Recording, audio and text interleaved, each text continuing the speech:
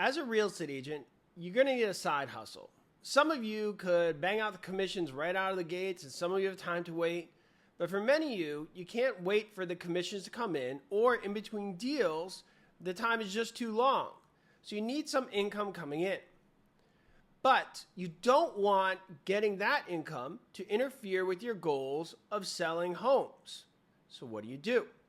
You need to think of a way to create income in a way that utilizes the knowledge you're gaining while working in the field, looking at homes, talking to clients, all that good stuff involved being a real estate agent, is passive income that doesn't take up a lot of your time and also could bring enough money where it causes a dent. So what could I suggest? Well, what I suggest is you start learning how to put the content online and work towards selling it. This is a no-lose proposition. Let me explain. When you're trying to learn something, you take notes. And you should make those notes clear and easy for you to see and easy to read. And if they're clear enough, somebody else is going to see those notes too. And you could share those notes for a price. Or you can share them for free and just promote yourself as the local genius. In the context of you being a real estate agent, what is some of that information you're taking notes on? Well, there's the obvious in buying and listing a home, and you could do that, and that could be your free ebook you give out to people. But what is something you're learning that people really want to know that is special to you? Maybe you know a lot about growing flowers in the garden. Maybe there's certain cakes that you know how to make that you present at open houses. Maybe you really are great at interior design when it comes to bedrooms. The more specific, the better. You want to have a niche. A niche goes a long way.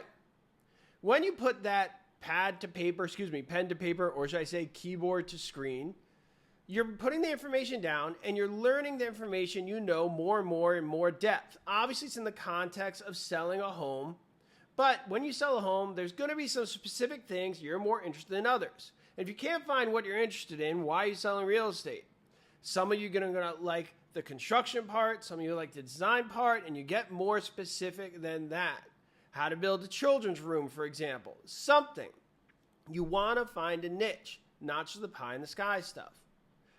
On the simplest level, you put the information out and just glorify business card. People see it and they say, wow, this person really thinks about this stuff. They know what they're doing. I want to talk to them. And then it segues into you selling homes. The next level, it's a giveaway. You give it away as a lead magnet. The next level, you sell it. Okay? Maybe $10, $15, $20, $30.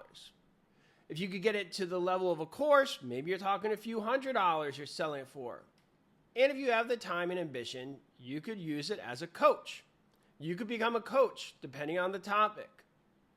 All of it revolves around the same premise of marketing a certain expertise.